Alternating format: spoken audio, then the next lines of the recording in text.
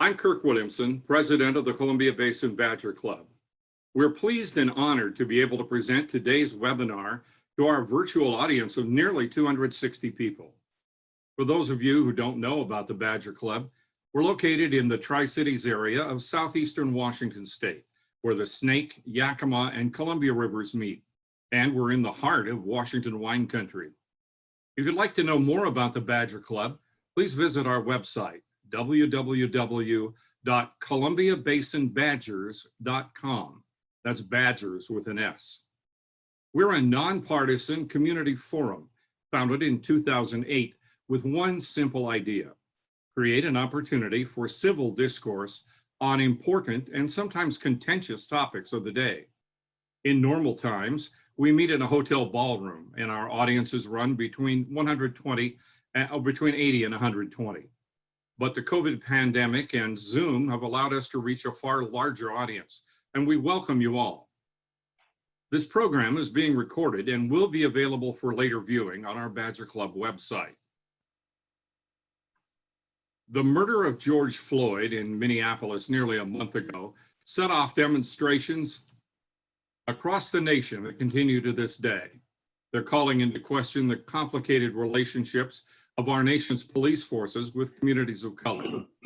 Like many other communities, the Tri-Cities have experienced our own incidents, including the death of Antonio Zambrano in Pasco in 2015.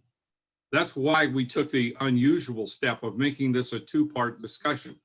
The second part will be 2 weeks from today, featuring Latino activist Leo Perales, poet and BLM activist Jordan Chaney, and Pasco Police Chief Ken Roski.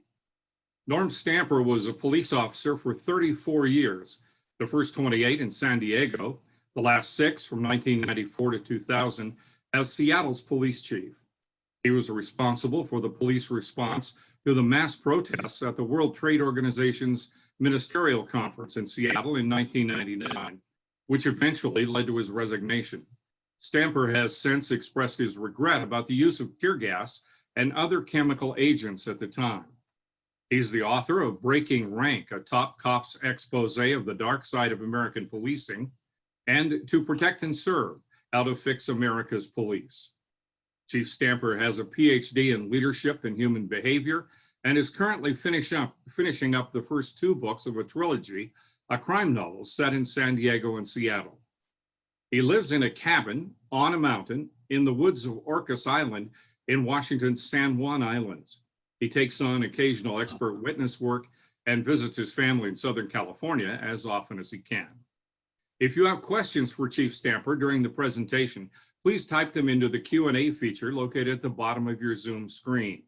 Your questions will be monitored, and we'll pose as many of them as we have time for in the question and answer session. And now I'm honored to introduce Chief Norm Stamper. Thank you very much, Kirk. I also thank you for inviting me to watch last month's Zoomed Badger Club presentation with General Mattis. Absolutely fascinating, and I very much appreciate that. Let's start with what's right in American policing.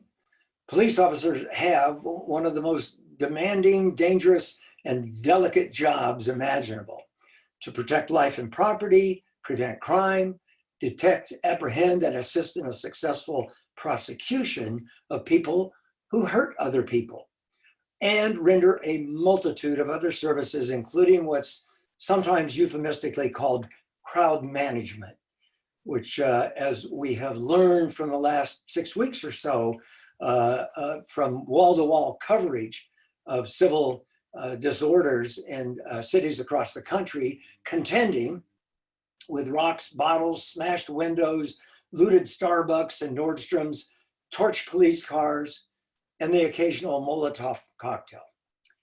And to do all of these things in accordance with department policies, the exhortations of their police chief or sheriff, and in keeping with the constitutional dictates of our democratic republic or Republican democracy, take your pick. Imagine a more taxing, fraught, complicated job if you can.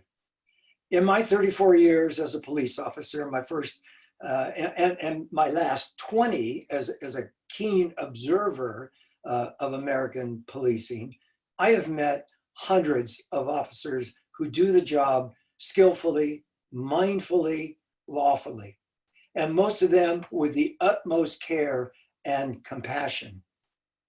In my book, that's what's right about policing. Officers who, often against all odds, save lives, help drive crime and fear out of neighborhoods, treat people with dignity and respect, and serve as models of honor and decency. What's wrong with policing? In a word, the institution. The institution of American policing is what's wrong with American policing. Of course, also wrong with American policing is the officer whose knee and full body weight choked the life out of a handcuffed, non-threatening George Floyd on Memorial Day in Minneapolis. The callous and casual demeanor that he exhibited is seared into our collective consciousness. It's an indelible image of what's wrong with American policing. And as we all know, it sparked a firestorm of anger and pain and protest that, as Kirk pointed out, continues to this day. And make no mistake, the officers who shot and killed Laquan McDonald in Chicago, Walter Scott in North Charleston, South Carolina, Philando Castillo in a Minneapolis suburb, Tamir Rice, a lonely 12-year-old boy on a snowy field in Cleveland. These and too many other officers are what's wrong with American policing. They all have in common the institution that shaped them, taught them what to value and how to behave, even if they were coloring beyond the lines. A brief, very brief history of American law enforcement. For the history buffs out there, apologies for the brevity. For those who've had it up to here with history, you're welcome. In the late 18th century, early 19th, the United States underwent a dramatic transformation from rural to urban, from agrarian to industrial. Same thing, of course, was happening in Europe, in fact, preceding the American experience, and in so many other parts of the developed and developing world. As families gave up the farm and moved to cities, they encountered cramped housing, joblessness, increased ethnic diversification, social tensions caused by prejudice and ignorance, but also by competition for jobs and housing and the like. A predictable result, conflict and crime, a lot of crime. Bank jobs, arson, highway robberies, racial crimes, stranger on stranger sexual assaults, family violence, which for well over a century did not get the attention it deserved. Murder and mayhem, crimes, in short, that scared people and caused them to change the way they live. Crimes that produced huge social pressure for a formal, organized public safety mechanism. In 1829, Parliament passed the Metropolitan Police Act. Its principal shepherd and cheerleader, Home Secretary Sir Robert Peel, whose nickname, by the way, became the inspiration for the Bobbies. His task was not easy. English lawmakers were, by and large, strenuously opposed to the very idea of an organized police force. They fought to maintain the old civilian watchman style policing model. Community volunteers, originally unpaid, later compensated with small stipends. Watchmen who'd ignite the gas lamps at dusk, extinguish them in the morning, escort drunks home, raise the hue and cry if they spotted a barn on fire. British lawmakers feared tyranny, a military-like presence in the midst of a constitutional monarchy in which elected representatives of the people called the shots. But with crime continuing to spiral out of control, Peel spent almost 9 years of intense political maneuvering to overcome opposition to a full-time uniformed police force. What sold it ultimately was the promise of legal and procedural safeguards engineered in granular form into the act itself. Safeguards intended to ensure that this new civic force would function as a people's police. And one of Peel's 9 principles of policing, known to pretty much every officer in the country, the police are the public and the public are the police. Another principle, by the way, had police acting with courtesy and friendly good humor. Emissaries of these besieged American cities, New York, Philly, Boston, other Eastern municipalities flocked to London to study this new British model of public safety. They were not good students, these early Americans. They returned to the States and began in hurried, haphazard fashion to manufacture an entirely new social institution called policing. But where were those safeguards? There were no carefully considered provisions for hiring, training, crime fighting, promotion, supervision, standards, leadership, accountability, discipline. Consequences of this neglect were immediate and visible to all. Inefficiency, ineffectiveness, widespread and deep-seated corruption, cops buying beats, lieutenants buying a captaincy, beat cops, and later vice cops shaking down bar owners and prostitutes. And all the while, racism and other brands of bigotry coursed through the bloodstream of American policing, as it did, of course, in society at large, through eras of slavery and slave patrols aided and abetted by local police, Jim Crow, the civil rights movement, the efforts to ignore or crush it in the name of law and order. The Wickersham Commission of the 1930s couldn't cure these institutional ills. Obama's 21st century task force on policing couldn't cure them. Throughout its history, policing has been remarkably resistant to reform, which is why I believe so many millions of today's Americans, including vastly increased numbers of brand new converts, mostly white middle-class folks, are calling for sweeping changes, including the dismantling and defunding of the local PD. I think this is because we have finally reached what Malcolm Gladwell would call the tipping point, finally come to the conclusion that the very structure of the institution from the beginning is dysfunctional. There's a name for it, bureaupathology. And it has produced, I'm convinced, a toxic culture of policing, where those good cops are succeeding in spite of that system, not because of it. And that's what happens when you set out to build a system, but forget to finish the job.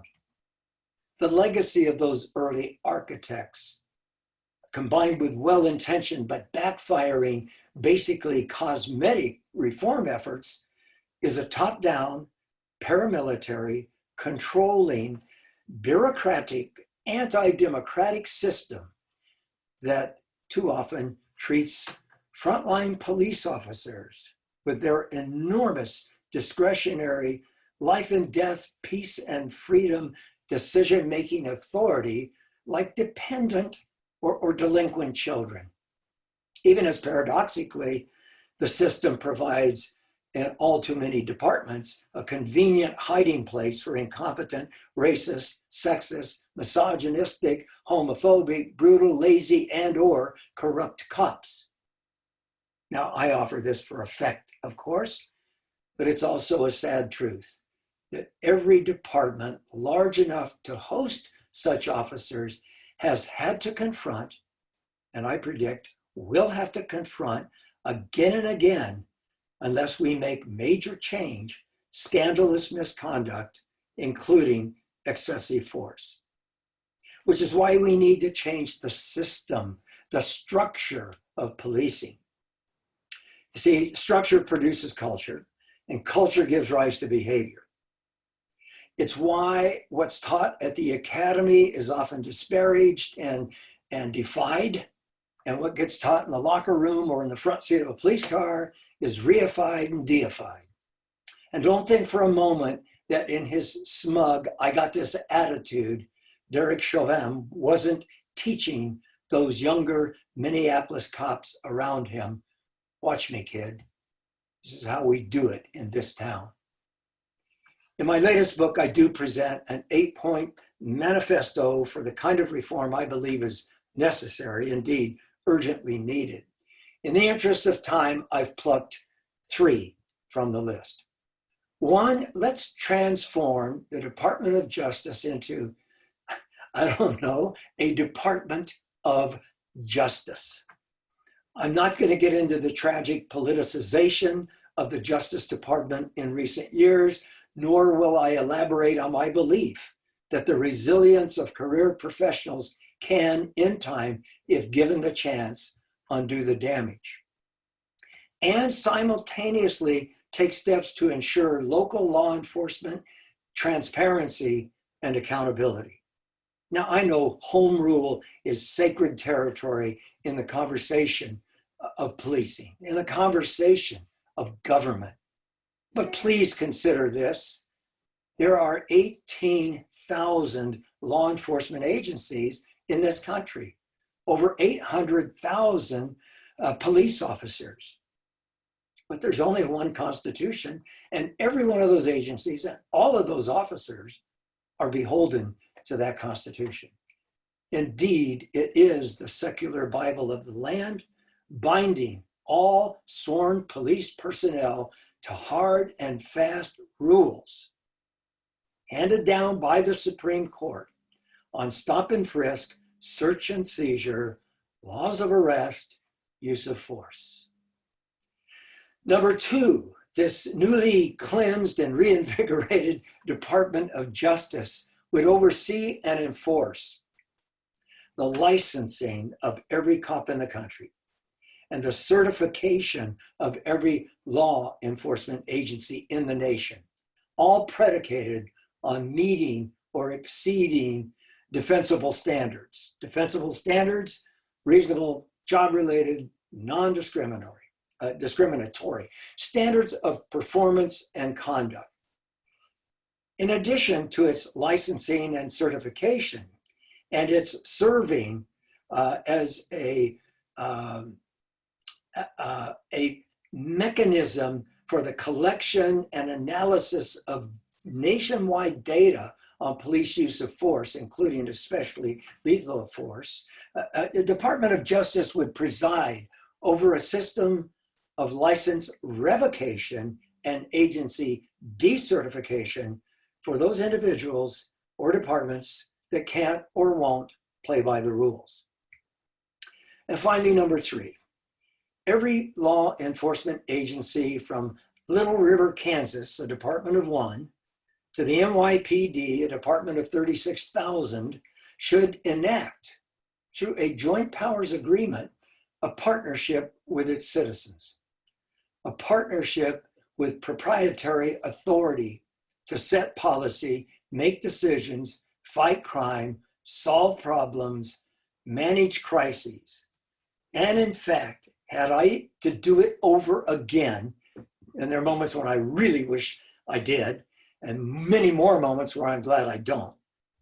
If I had to do WTO over again in the city of Seattle, which resulted in a term affectionately referred to as the Battle of Seattle, I would ensure from the moment we got the call from Bill Clinton that Seattle over San Diego had been blessed with host city status. I would have assembled critics. I would have assembled those we knew would be on our streets protesting and engaged them in this authentic, genuine partnership. We would co-plan it, we would co-prepare for it, and we would police it. Something not being done anywhere in the country, despite halting, sort of staggering steps in that direction. So obviously, I do not use the word partnership lightly. I do refer here to an authentic 50-50 proposition. Partners, ethical partners, do not cheat on one another. Ethical partners do not allow one side or the other to make unilateral or arbitrary decisions. That's not a partnership. Like all initiatives that I advocate, forging such a partnership will not be easy. And it certainly will not be accomplished by Tuesday of next week. But of all my suggestions, this is probably the most important. Police and community in our free and democratic society coming together to fight crime, solve problems, uphold the Constitution, and hold one another accountable. It's the only way, long-term, as I see it, to bring peace to our streets, to realize the promise of a safe and just society. Thank you. Thank you, Norm. And now it's my pleasure to introduce our Vice President of Programs for the Columbia Basin Badger Club, who has a whole raft of questions for you, some from our viewers and some suggested by our program committee earlier. So here is author and historian Mark Smith. Mark? Thank you, Kirk, and let me apologize to all of our viewers. My computer crashed right on schedule. It did this at our last Badger Club forum with General Mattis, and it continued to do it today. It always does it about 4 minutes before we start up, so happy to be back with you. Chief Stamper mentioned his book in his remarks, and I'm currently reading it, and I want to recommend it to our viewers. It's really a fantastic book about this subject. Well, under normal circumstances, when we're in an in-person setting, only Badger Club members can ask questions. It's part of the benefit of being a Badger Club member. But in this virtual setting, our viewers have been able to submit questions during the Chief's presentation. And since I control the mic, I'm going to exercise my prerogative of asking the first question. Chief Stamper, if you were still Seattle's police chief, how would you have handled the Chaz Chop situation on Capitol Hill, and what would have been your recommendations going forward given the subsequent shootings incidents there? Well, a glib answer would be I would have retired before May 25th, or certainly after I saw what was facing really the entire country. The serious answer to that question is I don't believe it is wise ever for a municipality or any other government level to cede the streets, to allow crime and violence to emerge, whether it flourishes and thrives or whether it's sporadic outbreaks of violence. The number one job of police officers is the protection and preservation of human life. And as we well know, a couple of lives were lost during the Chaz Chop days, the occupation of that portion of Capitol Hill. I don't believe it's ever too late to forge a partnership, to do so under fire, to do so under circumstances of protesters. And by the way, I need to divide what many of us simply call protesters into three bodies. And if you'll indulge me, I'll do this very quickly. One, you've got those who are assembled nonviolently, peaceably. Now, they may be loud, they may be shouting, they may be chanting, but they're not breaking windows and they're not torching police cars. They are there to express opposition to an action or support for shifts in policy. That's the overwhelming majority of people who assemble. for example, to protest globalization in 1999 on the streets of Seattle. Then you've got anarchists who by definition are anti-government and do not want to see harmony between police and community. What do they want to see? They want to see disruption. They want to see destruction. They want to see the police and the community at odds. And if it's a pitched battle, so much the better. And they are, in many cases, the people you see breaking the windows and looting the businesses, those shops. Some of them, branches of big corporate headquarters, some of them small mom and pop businesses. And they're the ones oftentimes torching cars and engaged in arson and other very, very serious crimes. They're a relatively small number of people, but they get away with it because they've devised tactics that make it not just conceivable, but real. Commit the act, the violent act, the destructive act, and then rush into the middle of the crowd and disappear in that crowd, trying to make themselves anonymous in those moments. And then you have what I call recreational rioters. I don't know of a better term. I picture them sitting in a tavern somewhere, they're on their 8th beer, and they're watching the news and say, that looks like fun. And they get in an automobile and drive to downtown and join the festivities. And they are often the ones that you see them kicking their legs up in the air and laughing and having just a joyous time. They're a very small number of people as well. So if we look at a stratified body of so-called protesters, we realize we've got to handle each of those differently. And I want to be sensitive to your time, so I will just say that I think a commitment needs to be made that the police will not give up their precinct, will not cede an intersection. It doesn't mean that you're not going to allow people to be in that intersection, maybe for an extended period of time, as they express their First Amendment rights. But it does mean that the police share that intersection with those protesters as they monitor activities. Okay, thank you. We have a question from Mike Lawrence, one of our board members at the Badger Club.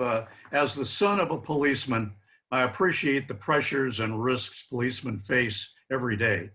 However, do they not also have a responsibility to use appropriate force, even if split-second situations? Is shooting someone fleeing ever justified?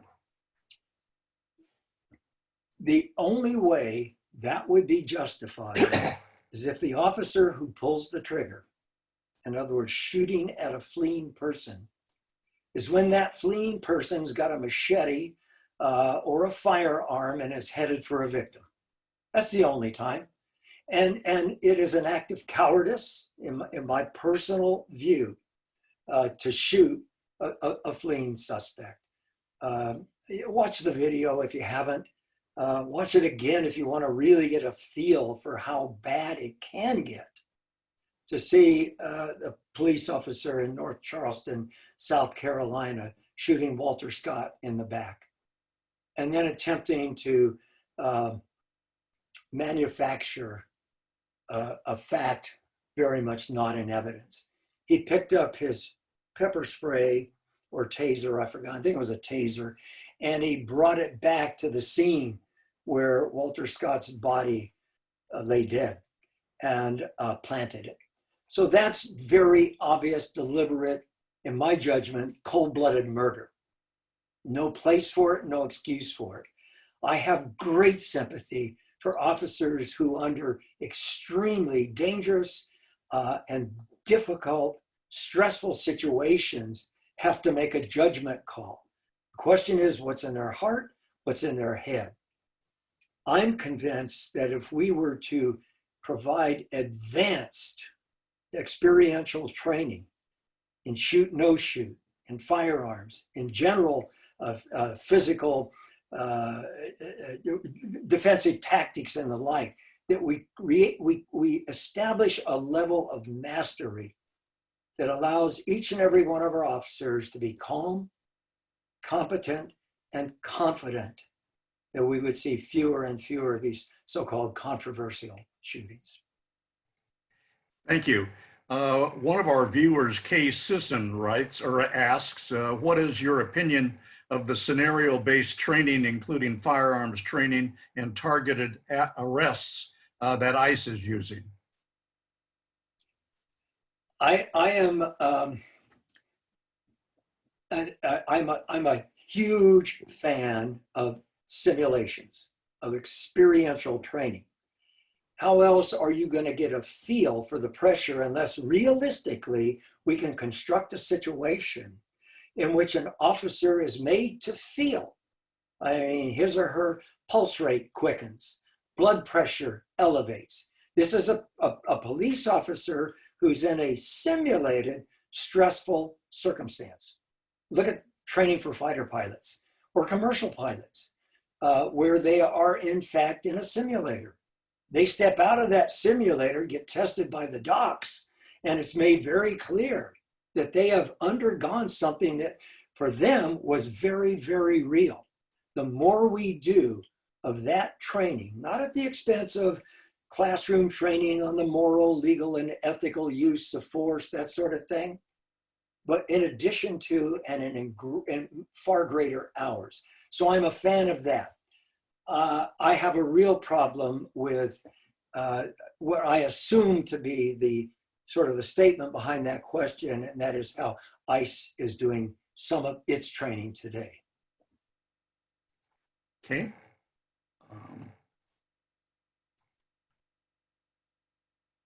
Another one of our board members or committee members, Tom Moak, asks, Minneapolis and Seattle both have black police chiefs, and yet that didn't stop bad things from happening to blacks at the heads of police and didn't stop looting and rioting in their cities. What role can a police chief play in changing the culture of a department? I think the role of the chief is absolutely vital. It is critical.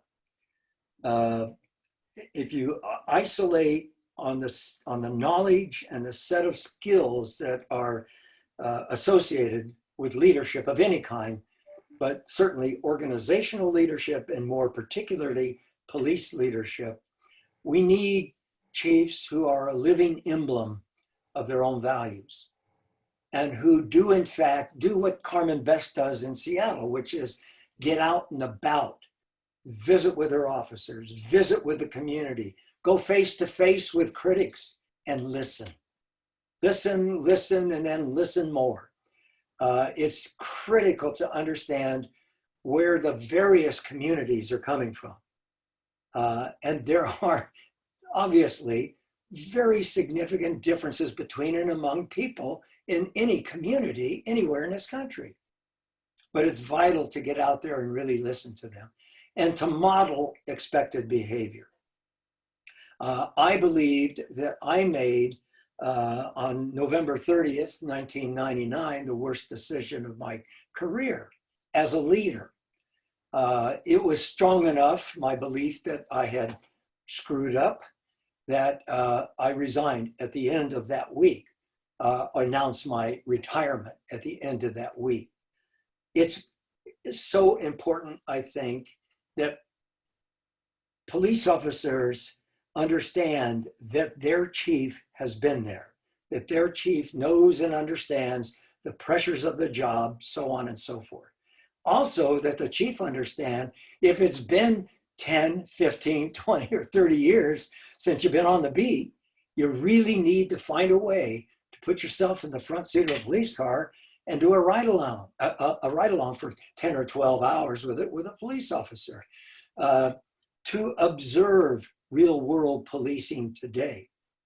But in the end, there's no substitute for the chief executive setting and enforcing non-negotiable standards for performance and conduct. And the Minneapolis case is too easy. I'm sorry. It's just everybody and his or her cousin and brother agrees that what they saw in that video was horrific. Was a police officer in a uniform like many of us used to wear and still do wear, committing the act of murder. And I don't care what color the chief is. I think it's important to have a department that's representative of the community that it serves, and that it has Black and brown, that it has gay and lesbian and transgender faces within its ranks, if that's a significant part of your community. But in the end, it's what the police chief says and does that counts the most.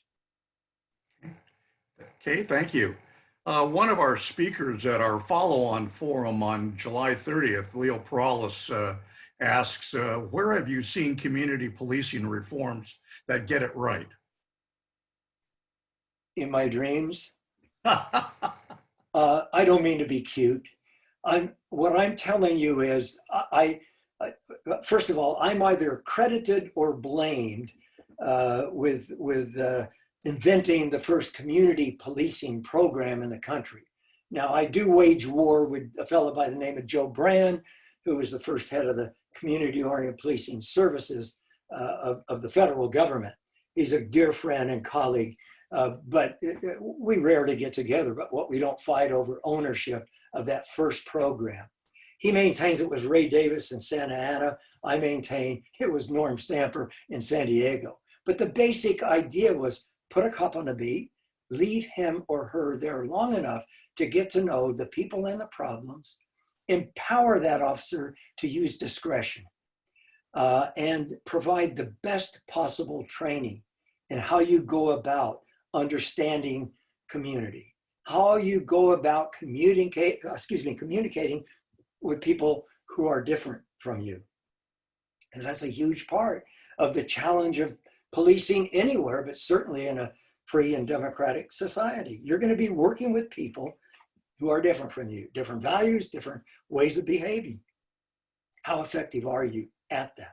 Anyway, I could go on forever. I won't. What I will say is that I have not seen a model. San Diego's version, by the way, went into a state of advanced atrophy, if not dormancy, for a fairly long stretch of time. It got resuscitated. Today, I think it's a pretty good model. It doesn't come close any more than Seattle's does, or any other city's model of community policing does, to what I'm advocating, which I accept as a radical definition of community policing. The community policing itself with a lot of help from their partners in blue.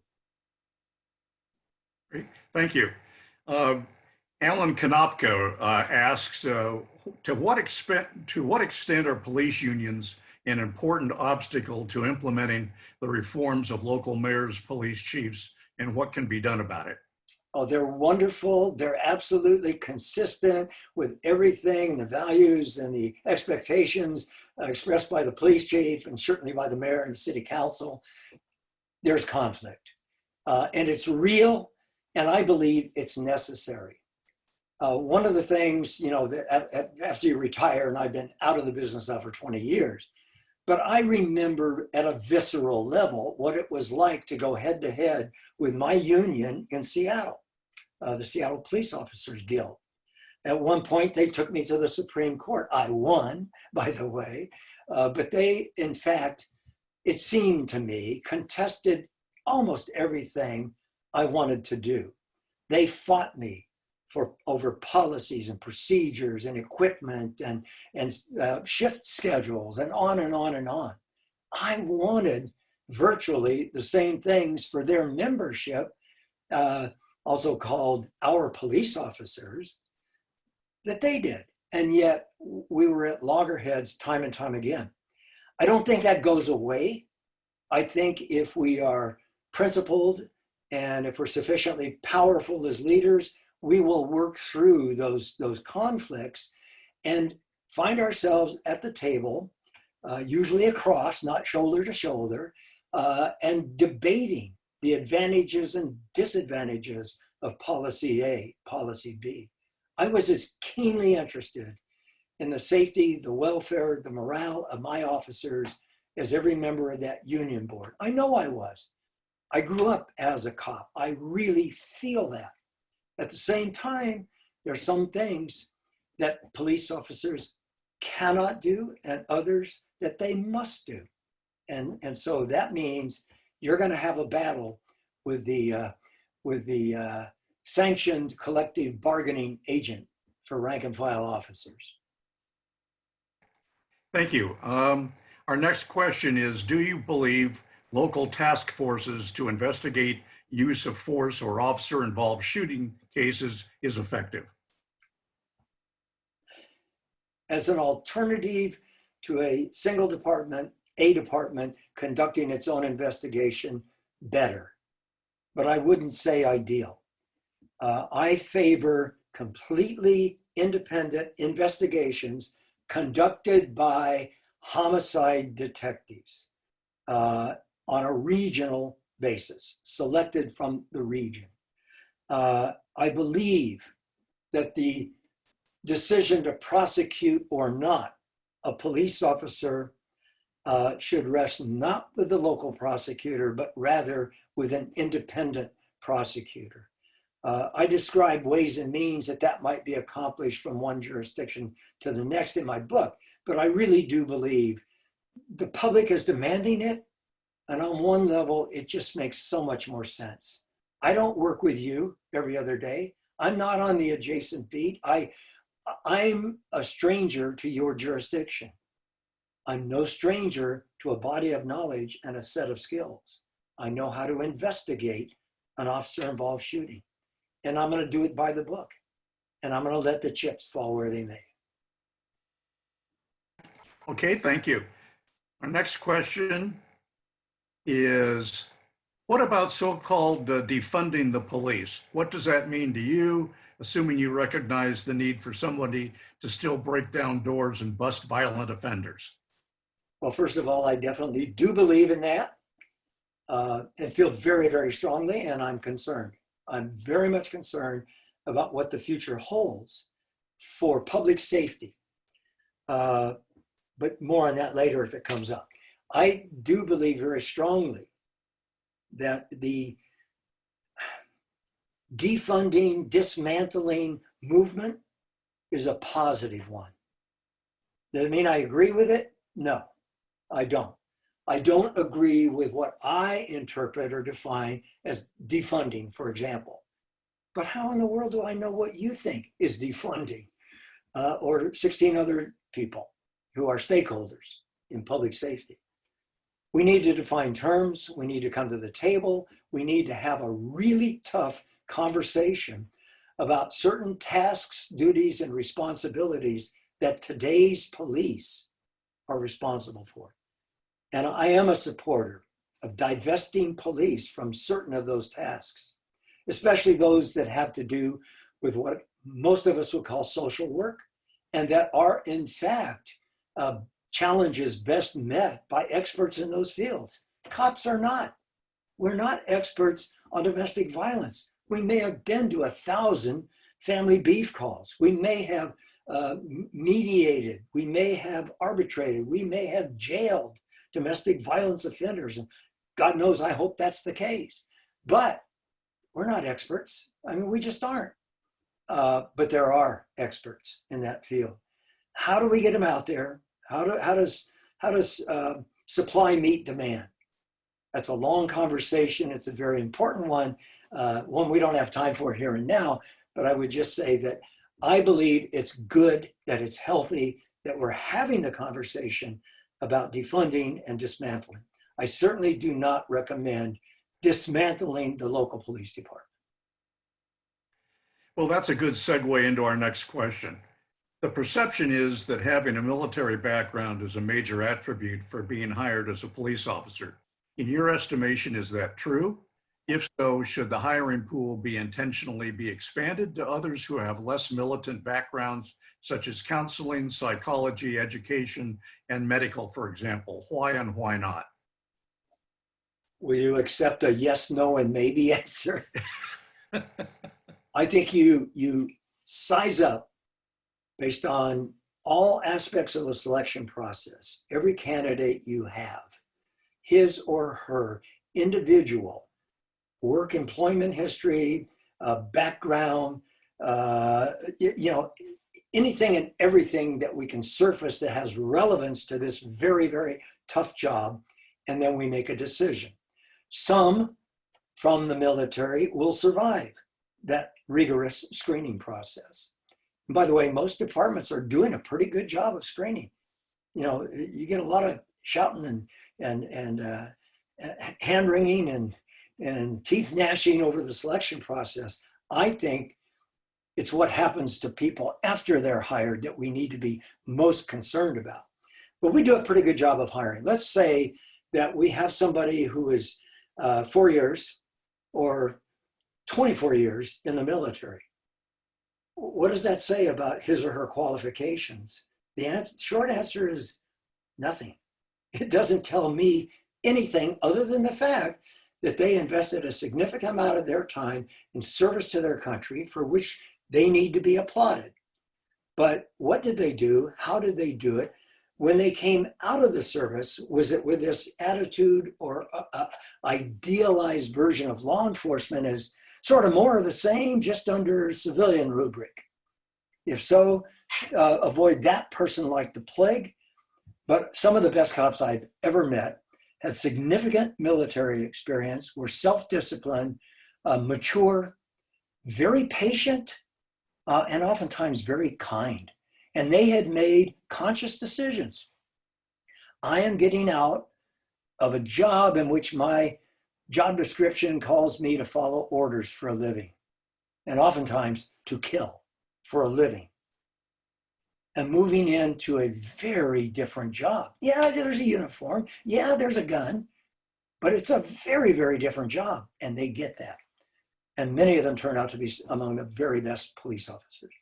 It comes down to the individual, and that's why it's vital that our selection process screen out the blatantly unfit, and for that matter, the marginally unfit. If we have a concern that they're unfit, pass on them. Go with a vacancy for another few months and find somebody who will fill it in a way that'll make you proud. Okay. We have a question about the the WTO situation in Seattle. In the case of WTO, people came to Seattle with the express purpose of fomenting not how would a partnership, I think they meant fomenting riot. How would a partnership have helped in managing those folks? Well, think about this. Then Captain Jim Pugel, for whom I have a great deal of respect, went on to become an acting chief for a time, ran unsuccessfully for city council this last time out. He's a good guy, he's a smart guy, he's a knowledgeable guy. And as soon as he was able to identify leaders within the protest movement, that, by the way, is a really important challenge, because that movement is essentially leaderless. The Black Lives Movement builds itself as leaderless.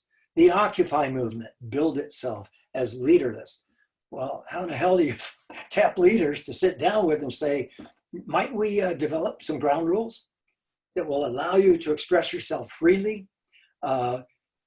We will be willing, and in fact, we made this promise that we later had to renege on. We'll make photo op civil disobedience arrests to help you convey your message. Because if you are in fact violating the law, we can work with you to make a certain number of so-called mass arrests. And we'll pull out the plastic cuffs, and we'll have you put your hands behind your back, and we'll put you on a transportation unit. And we can do that. But we need a promise from you. It's a negotiation. And in fact, it is really important, I think, every chance you get to talk to, quote, the other side.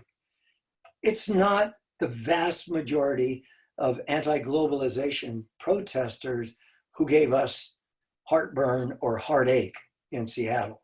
It was indeed anarchists. A significant contingent, are you listening, Eugene? A significant contingent who had come up from Eugene, Oregon. And they had taken over a vacant building close by the West Precinct of the Seattle Police Department. We had a choice to make. Go in and bust them for trespassing because we had a willing property owner, or keep an eye on them, watch their comings and goings. What argued for the latter and ultimately caused us to pick that course of action was that, or inaction, was that they would beat us back to the beat. It's a cliche, but it's true. Once they are booked, once you have identification and address and so on and so forth, they're going to get cut loose. And we knew that. That's the system. So we made a conscious choice. Looking back on it, probably one of several mistakes we made. By the way, I gave a talk in Washington, D.C., our nation's capital, shortly after WTO to police chiefs from around the country. And Washington, D.C. was getting ready to host the International Monetary Fund, which prompted me in my first book to say, if your city is thinking about hosting anything with monetary, trade, international relations in its title, pass on it. It's going to be fraught.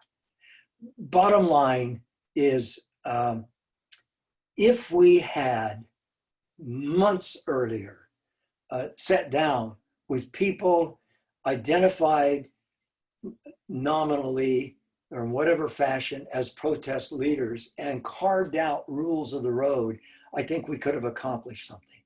We needed help with those anarchists. Their tactic was pretty smart, seductively simple. Do your damage and disappear. But we should have, and our original plan was to follow them in. We had 50 to 60,000 people, some say 40. The estimate that makes the most sense is somewhere between 50 and 60,000 people on our streets, tens of thousands of whom were labor marchers. They were absolutely nonviolent. Were they loud? Oh, you bet. Were they critical? Yes, they were. But their criticism was directed originally at the World Trade Organization. And after we elected, and I blessed this decision to tear gas nonviolent and indeed non-threatening protesters, everything went south, and our friends and allies were converted overnight, literally overnight, into adversaries. Tough lesson learned. Paul Serta asks, what legal changes are needed to implement our proposal, your proposals? For example, what to do about qualified immunity? I think we need to eliminate, well, I would start with severely curtail or eliminate qualified immunity. And just shorthand version of this is police officer who engages in some form of misconduct, let's call it excessive force, and is sued civilly, is the recipient of what's called qualified immunity. In other words, it ain't going to come out of your pocket, officer A, B, or C. It's going to come out of the taxpayer's pocket. And I think it is time for us to reflect on an alternative model. It might be one in which, if you buy the rest of my agenda, we've got licensed police officers working for certified agencies. You run the risk of losing your license if you engage in certain types of behavior that are established, that are proven, where due process rights are accorded that officer. But if you commit a criminal act, if you commit an act of excessive force and you are fired for that, you are unlicensed. You can't go anywhere else in the country. The guy who shot Tamir Rice, Justin Van Dyke, shot this 12-year-old boy. I apologize. That was the shooter of Laquan McDonald. I could hear it floating around in my brain. Wrong guy, Norm. That's so unfair to each of these officers, both of whom got fired for their behavior. But Laquan McDonald was shot and killed by Justin Van Dyke. Tamir Rice by Timothy Lohman. Timothy Lohman had been an Independence, Ohio police officer for 5 minutes. He was fired by that agency. 5 minutes is figurative. He was fired by that agency for falling apart on the pistol range. He was an emotional wreck. He was crying, according to his mother, night after night after night. A girlfriend had broken up with him. And he's weeping tears into his academy manual. And he's out there on the firing range, Lord knows, what he's shooting at, but apparently it was very chaotic and dangerous.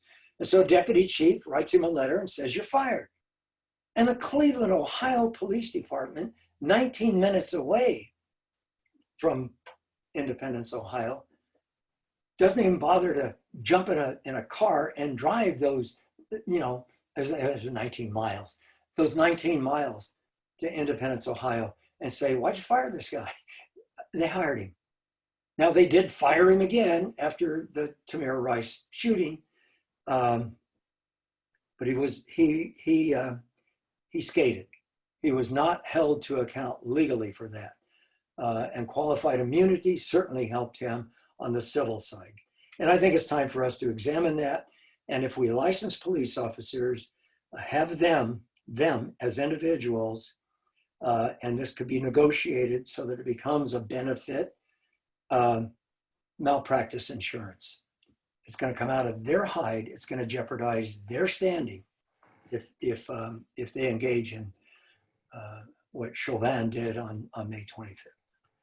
Okay, we have about 5 minutes left, and I think this will be the last question.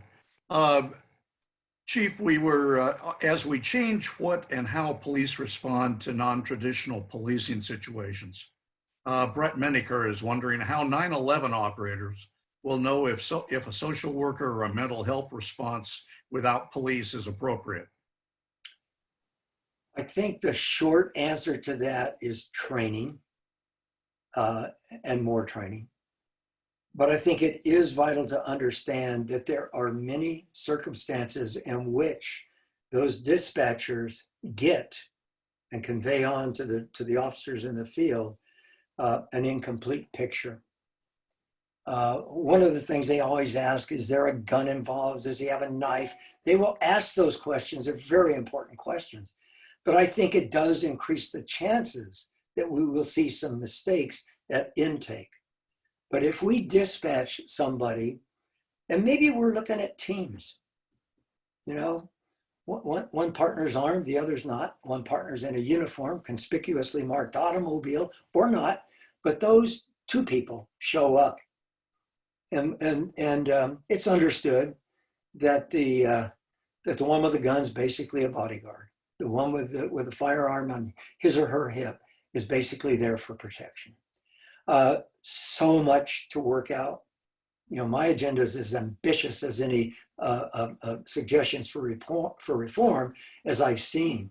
And I will immediately concede that we're talking years' work of very thorny, complex, negotiation and continuing research so that we do the best we can to get it right.